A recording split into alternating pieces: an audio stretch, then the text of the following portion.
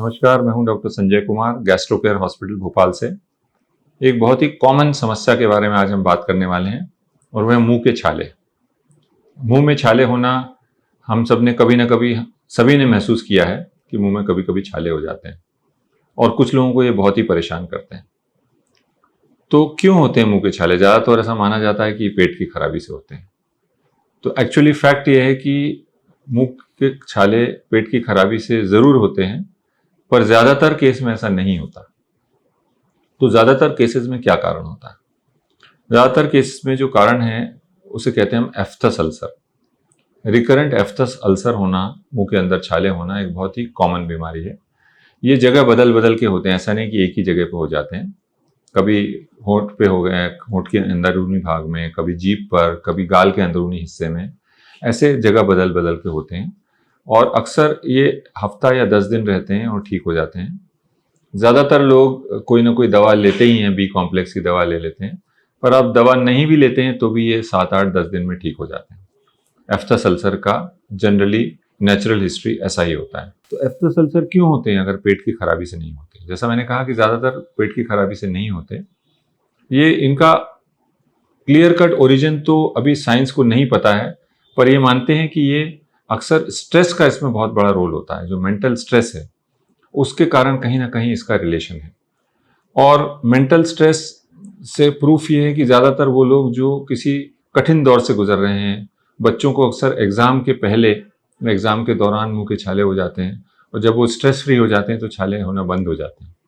लेकिन जिन दिनों स्ट्रेस रहता है तो बार बार होते हैं, या अनिद्रा से होते हैं, अच्छी नींद नहीं ले पा रहे हैं उस दौरान हो जाते हैं, या परिवार में कोई कठिन दौर है तो उस दौरान हो जाते हैं। तो स्ट्रेस से एफ्थस अल्सर का गहरा संबंध है। वहीं दूसरा अगर कारण हम समझें तो कई लोगों की ओरल म्यूकोजा इंटरनल लाइनिंग थोड़ी सेंसिटिव होती है और छोटा मोटा ट्रॉमा भी अगर उनको होता है मुंह के अंदर तो उससे उनको छाला बन जाता है। ये एक प्रकार की उनकी टेंडेंसी है, हालांकि इसको एलर्जी की कैटेगरी में नहीं माना जा सकता।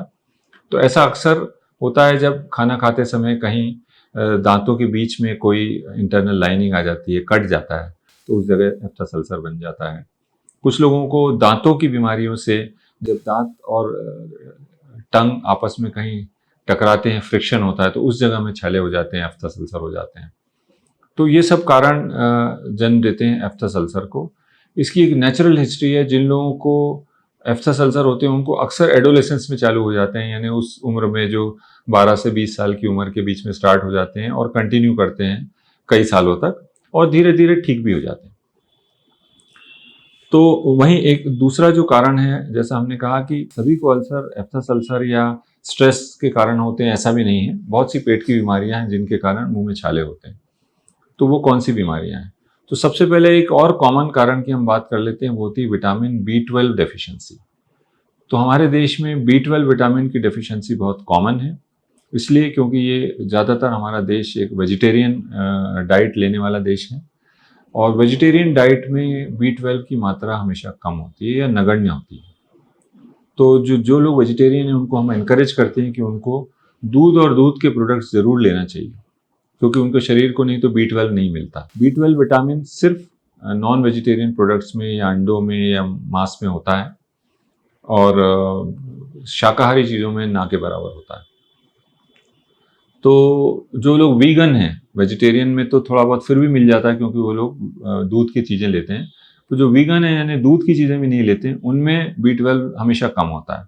तो अगर ओरल अल्सर आपको बार बार होते हैं तो अपना B12 विटामिन ज़रूर चेक कराएं और अगर कम है तो उसके आप इंजेक्शन या गोली ले सकते हैं। उससे बहुत सारे पेशेंट हैं जिनको रिकरेंट मुंह के छाले होते थे, उनके छाले ठीक हो जाते हैं।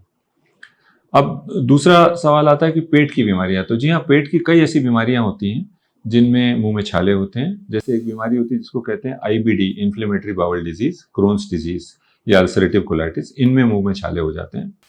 वहीं कुछ स्टमक में इन्फेक्शन होता है, जैसे H पाइलोरी बैक्टीरिया का इन्फेक्शन होता है, उससे भी मुंह में छाले हो सकते हैं। फिर बहुत सारी ऐसी बीमारियां हैं जिनमें वेस्कुलाइटिस यानी ऑटो इम्यून डिजीज होती है, जिसमें शरीर के कई अंगों में असर होता है, जोड़ों में खराबी होती है, स्किन में खराबी होती है, पेट का दर्द रहता है, खून का रिसाव होता है और मुंह के छाले भी होते हैं। तो मल्टी सिस्टम डिजीज में भी मुंह के छाले कॉमनली होते हैं। पर यूं कहें आमतौर पे कि पेट की खराबी से मुंह के छाले होते हैं तो बहुत अधिक नहीं होते। हाँ, बहुत लोग ऐसा देखा गया है कि जिनको कॉन्स्टिपेशन होता है, पेट साफ नहीं होता है या बहुत एसिडिटी रहती है, उनको भी मुंह के छाले होते हैं, पर ये प्रमुख कारण नहीं है।